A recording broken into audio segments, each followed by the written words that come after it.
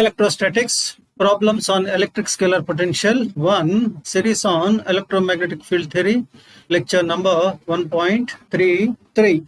Electric scalar potential has a certain special significance in electrostatics as it is able to provide certain critical information regarding the nature of electrostatic fields. In the present session, we consider different source combinations and we compute scalar potential in the fields created by these charge distributions. To begin with, we consider a problem in which 2 point charges of opposite polarity, each with a charge equal to q coulombs, separated by a distance d meters as shown in the diagram. Plus q, minus q, this is plus q, and a point, arbitrary point, field point P is at a distance of, at a height of h from the center of the line joining these two charges. We are asked to find out potential at P. Notice the point P is in the field created by these two charges. In finding the answer, we use two things. One is superposition principle. Electric scalar potential obeys superposition principle. The potential at P is potential due to minus Q plus potential due to plus Q, according to superposition principle. Another aspect we consider here is potential due to a point charge Q is given by 1 by 4 pi epsilon Q by distance R. Using these two aspects, superposition principle and this expression for potential due to point charge, this problem one can solve easily. Now, potential at P due to minus Q is V minus P. It is 1 by 4 pi epsilon. Charge is minus Q divided by distance is, this distance is square root of h square plus d by 2 whole square. Similarly, potential at P due to Q, it is designated as V plus, it is equal to 1 by 4 pi epsilon Q by square root of h square plus d by 2 whole square. Now, potential due to both the charges is sum of the potentials due to individual charges. If we sum, it results in 0. We consider another problem, a straight line charge of 2L meter long. It is carrying a charge with a uniform charge density of lambda coulombs per meter. Assuming a medium permittivity of epsilon, find potential at a point P which is at a distance of h meters from the center of the line charge. Let us suppose this is center of the line charge. Somewhere here point P is there. Field point. At this point, what is the potential due to the charge? Charge length is 2L. Place the given line charge along x-axis with its center right over the origin. This is origin. This is x-axis. And adjust and move this line charge this way, that way until in fact, you need not do any adjustments. Once you place the line charge over x-axis with its center lying over the origin, the field point will be right over z-axis. Z-axis, it is given that it is at a height of h. So this is z-axis. It is at a height of h. Now, identify a differential length dx carrying a charge lambda dx over the line charge. So somewhere here, identify a length dx at a distance of x from the origin. Now, this small length carries a charge equal to lambda dx. The potential at observation point P is then can be written as, at this point, potential due to this small charge. This small charge can be considered as a point charge. But for a point charge, potential V is 1 by 4 pi epsilon point charge divided by distance. Using that formula, we can write this expression. 1 by 4 pi epsilon lambda dx square root of h square plus x square. We want potential due to the entire charge distribution. So we have to perform integration. That integration is from minus L to plus L. After performing the integration and substituting the limits and all that, we get an expression lambda by 2 pi epsilon natural logarithm L plus h square plus L square under square root by h. This is the expression for finite length line charge, straight line charge at an arbitrary point P. Now another problem, example 3. Assuming a medium permittivity of epsilon, find potential at the center of a meter side square due to 4 point charges at its corners. So here is some square is there, 4 charges are there at the centers.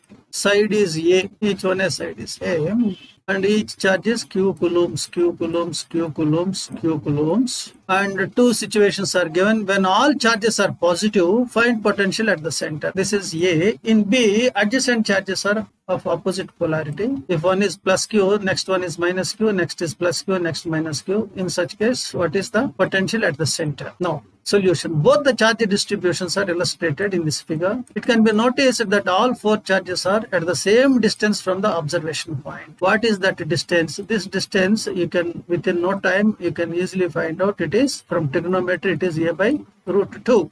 So potential at point P due to plus q becomes 1 by 4 pi epsilon q by a by root 2. And each one gives rise the same potential at point P. Therefore, potential at P due to all the 4 charges becomes 4 times the potential due to individual single charge. It is 4 times 1 by 4 pi epsilon q by a root 2, resulting in 1 by pi epsilon q root 2 by a. When we come to B, potential due to 2 positive charges gets cancelled by potentials due to 2 negative charges, resulting in nil total potential. In B, what happens is 2 charges are opposite polarity, negative charges. Therefore, these charges cancels the potential due to positive charged charges. Now we consider another problem, example 4. A line charge in the form of a square loop with side length L meters. So it is like this, each length L meter, this is a line charge. It is carrying uniform charge with a density lambda coulombs per meter. Given permittivity of medium is epsilon, find A, B, 2 bits are there. Find potential at point P, which is at the center of the loop. B. Also find potential at P if adjacent sides carry opposite polarity charge. First we consider A. In solving this problem, we use the expression for potential due to a finite length charge. It is derived in example 2. That expression is, according to that expression, potential at point P when side length is L at the center of square is, it becomes like this, lambda by 2 pi epsilon, natural logarithm, L by 2 plus L by 2 whole square plus L by 2 whole square by L by 2. Substitution ultimately results in 0.44 lambda by pi epsilon. This is potential at point P, center of the square loop, due to single side, one side. Now the potential due to the entire square becomes 4 times the potential due to single side. Therefore, B total is 4 times lambda by 2 pi epsilon, natural logarithm 1 plus root 2, or ultimately what we get is 1.76 lambda by pi epsilon. Now we consider part B. Here it is said that adjacent sides, they are of opposite polarity. If this is plus L, this is minus L, this becomes plus L, this becomes minus L. We can easily notice that potential due to positive charged sides gets cancelled by potential due to negatively charged sides. Now another problem, example 5. Assuming the medium permittivity as epsilon, find potential at a point which is at a distance of h meter from center of a circular ring with radius a carrying uniform charge with a density lambda coulombs per meter. B. Here a charged circular disc.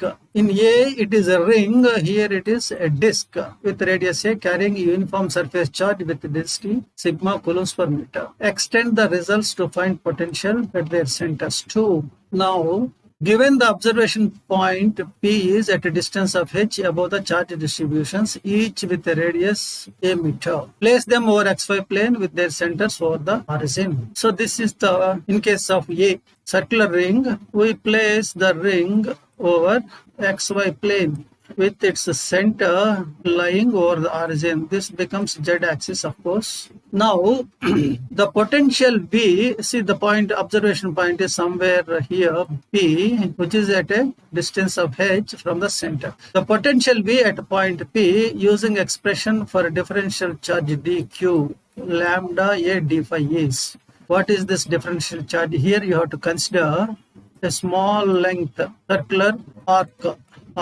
The length of this arc is differential length. This length is, you can easily compute, it is equal to a d phi.